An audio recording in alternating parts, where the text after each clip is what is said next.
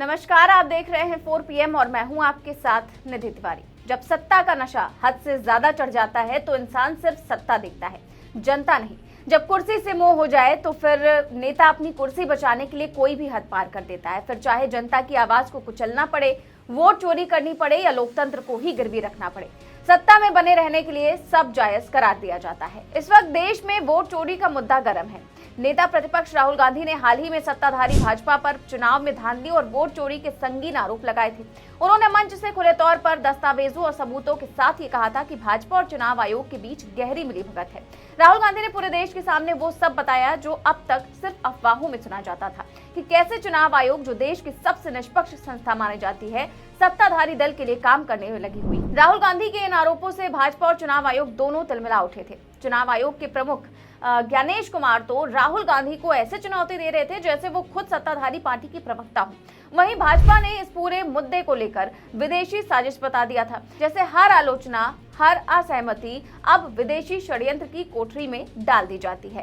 लेकिन अब दुनिया देख रही है कि वोट चोरी कोई कल्पना नहीं बल्कि एक हकीकत है, और जब जनता को इस हकीकत का एहसास होता है तो वो सड़क पर उतर आती है, सत्ता के दरवाजे हिला देती है, हिंसक प्रदर्शन करने लगती है और सत्ता के नशे में चूर लोगों का नशा उतार देती है। जनता वोट चोरों को गद्दी छोड़ने पर भी मजबूर कर देती है। दरअसल भारत के उत्तर पश्चिम में ब्लैक सी के किनारे बसे एक छोटे से देश जॉर्जिया में ठीक कुछ ऐसा ही हो रहा है। कॉकेशस क्षेत्र में स्थित ये देश आज आग में चल रहा है। सड़कों पर भीड़ है, राष्ट्रपति भवन घिर चुका है और पूरा देश एक उबलते ज्वालामुखी की तरह फट पड़ा है।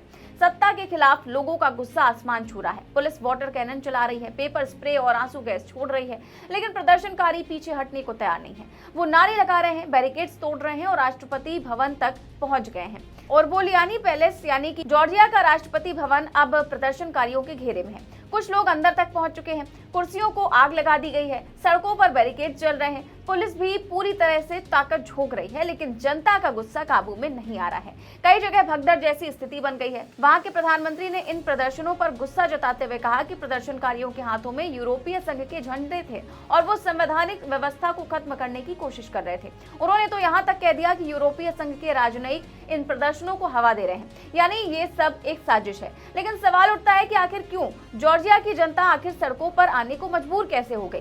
आखिर क्या कारण है जिसको लेकर जनता में इतना गुस्सा भड़क उठा है? और सबसे अहम सवाल ये है कि क्या जो जॉर्जिया में हुआ वो अब भारत में भी हो सकता है? दरअसल जॉर्जिया पूर्वी यूरोपीय देश है जो रूस और तुर्की के बीच स्थित है।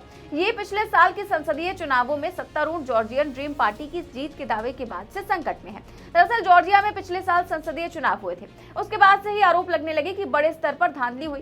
सत्तारूढ़ दल जॉर्जियन ड्रीम पार्टी को फायदा पहुंचाने के लिए काम किया गया, मतलब जॉर्जिया में भी वोट चोरी हो रही है। जॉर्जिया में भी कोई ज्ञानेश कुमार है जो सत्तारूढ़ के सगे बने बैठे हैं। संसदीय चुनावों की निगरानी के लिए नियुक्त हुए इंटरनेशनल ऑब्जर्वर्स ने चुनाव में पारदर्शिता की कमी बताई। हालांकि भारत में अभी तक ऐसी कोई जांच नहीं बैठाई गई है। यहाँ तो खुद चुनाव आयोग ही विपक्ष से कह रहा है कि हलफनामा दो।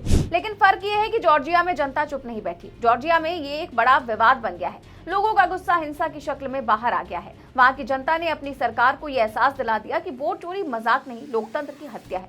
और यही जनता आज राष्ट्रपति भवन के बाहर डटी हुई है।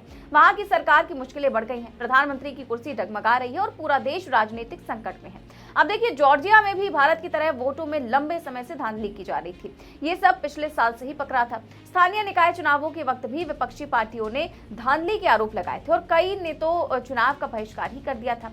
सरकार ने यूरोपीय संघ में शामिल होने की बातचीत रोक दी और ये फैसला जनता को रास नहीं आया। नतीजा ये हुआ कि आज हजारों लोग सड़कों पर हैं। फ्रीडम स्क्वायर और रुस्वेली एवेन्यू विरोध का केंद्र बन गए हैं। लोग जॉर्जिया, ईयू और यूक्रेन के झंडे लहरा रहे हैं। उन्होंने जॉर्जियन ड्रीम पार्टी पर तानाशाही और रूस समर्थक रवैये का आरोप लगाया है। कुछ विपक्षी नेताओं ने सरकार को हटाने की भी मांग की है। एक तरह से जॉर्जिया में भी लोगों ने अपनी भाषा में वोट चोर, गद्दी छोड़ के नारे लगा रहे हैं। और प्रदर्शनकारियों ने सत्तारूढ़ पार्टी के 6 नेताओं की गिरफ्तारी की भी मांग की है और जनता की इच्छा का सम्मान करने को कहा।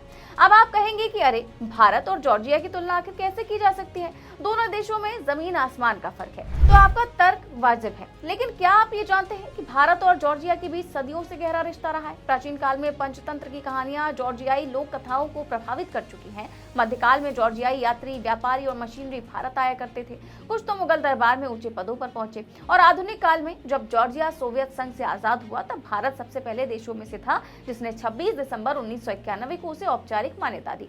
2008 में रूस और जॉर्जिया युद्ध हुआ तो भारत ने तटस्थ रहकर दोनों देशों से शांति की अपील की।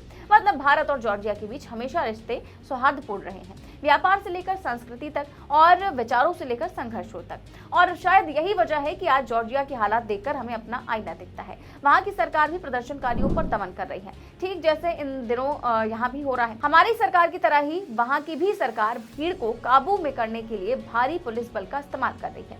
लेकिन फर्क यह है कि उनके प्रदर्शनकारी उनकी पुलिस के काबू में नहीं आ रहे हैं। अब गर्व से कह सकते हैं कि जनता की आवाज को दबाने में हमारी पुलिस उनकी पुलिस से आगे है। उनकी पुलिस को हमारी पुलिस से प्रदर्शनकारियों का आवाज दबाने की टेक्निक सीखनी चाहिए। यहाँ तो जब किसान बिना किसी हथियार के प्रदर्शन करने आते हैं तो सड़कों पर कीलें बिछा दी जाती हैं, छात्र नौकरी मांगते हैं तो लाठियां बरसा दी जाती हैं, अपने हक के लिए प्रदर्शन करिए तो गोलियां चला दी जाती हैं, मौत के घाट उतार दिया जाता है। और सोचिए, उनकी पुलिस इतने प्रदर्शन के बाद भी सिर्फ पानी की बौछार, काली मिर्च स्प्रे और आंसू गैस का इस्तेमाल कर रही है। अब देखिए, जॉर्जिया के प्रधानमंत्री ने जैसे हिंसक प्रदर्शन को लेकर गुस्सा जाहिर किया है, ठीक वैसे ही हमारे यहाँ भी हर प्रदर्शन को लेकर सरकार के मंत्री गुस्सा हो जाते हैं। गोदी मीडिया और भाजपा आईटी सेल बदनाम करने लगता है। एक साइंटिस्ट तक को भी आतंकवादी बता दिया जाता है। जिस तरह से जॉर्जिया की सरकार प्रदर्शनकारियों को यूरोपीय संघ के राजदूतों द्वारा प्रदर्शनकारियों की मदद करने का आरोप लगा रही है, ठीक वैसे ही भारत में विपक्ष को विदेशी साजिश का हिस्सा बताया जाता है। राहुल गांधी को जॉर्ज सोरोस तक से जोड़ दिया जाता है।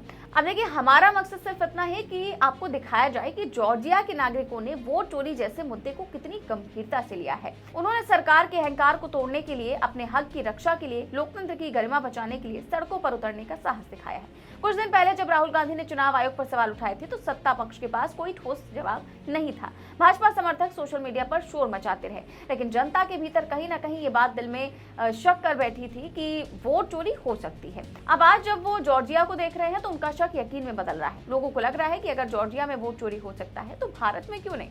हमारी सरकार को तो ये लगता था कि उसकी वोट चोरी कभी पकड़ी नहीं जाएगी। यही कारण था कि उनको कॉन्फिडेंस था कि आने वाले 30-40 सालों तक वो सत्ता में बने रहेंगे। लेकिन ये लोकतंत्र है साहब, यहाँ जो आज साहिबे मसनद हैं कल नहीं होंगे, किराएदार हैं, जाति मकान थोड़ी है। फिलहाल इस पूरे मामले को लेकर के आप क्या सोचते हैं, हमें कमेंट बॉक्स में अपनी राय जरूर दें। चैनल को सब्सक्राइब भी करें और ज्वाइन भी करें। देश और दुनिया की तमाम बड़ी खबरें जानने के लिए देखते रहिए 4PM न्यूज नेटवर्क। नमस्कार।